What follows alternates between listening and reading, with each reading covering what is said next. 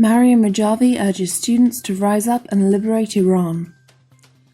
Iranian opposition leader Maryam Rajavi has sent a message to Iranian students on the new Iranian academic year, which begins on Monday. Rajavi saluted all students, teachers and professors in Iran and wished them great progress in obtaining awareness and freedom and in overcoming the ignorance, reaction and oppression reigning the country.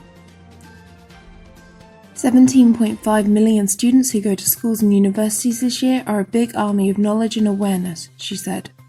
As the experience of contemporary history has repeatedly proven, they can also develop powerful and energetic movements to fight medieval dictatorships.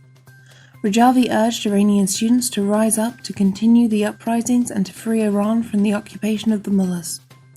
Turn every school and university into a resistance unit, and every city of Iran into a rebellious city, she said.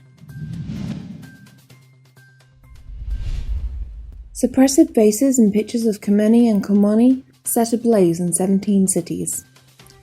On the advent of the new academic year in Iran, defiant youths in various cities set ablaze posters of Khomeini and Khomeini, as well as symbols of the regime.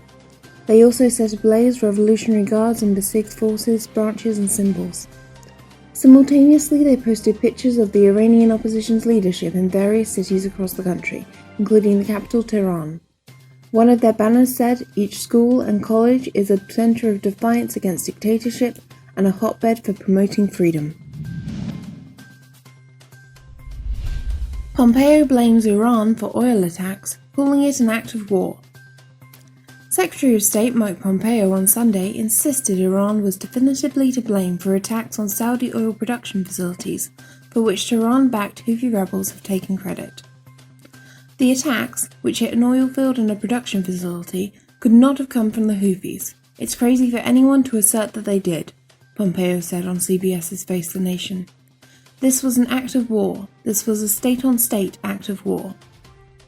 Host Margaret Brennan noted that Iranian regime Foreign Minister Mohammad Javad Zarif has forcefully denied Tehran's responsibility for the attacks, but Pompeo countered that there's already ample evidence Zarif is lying.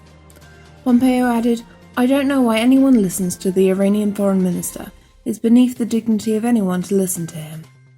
Pompeo also maintained that he and Donald Trump are looking for a diplomatic resolution, but added that we're prepared to do the things we need to do. Appeals court upholds lengthy sentence against student activists for participating in protests. A Tehran appeals court upheld a 7-year prison sentence and 74 lashes against student activist Pedram Pazire for joining last year's uprising against the regime. He had been sentenced to prison and lashes by a notorious judge at Branch 28 of the Revolutionary Court in Tehran. A graduate student of Cultural and Media Studies at Tehran University, Pazira was arrested on December 31, 2017, after attending a meeting with the school's chancellor.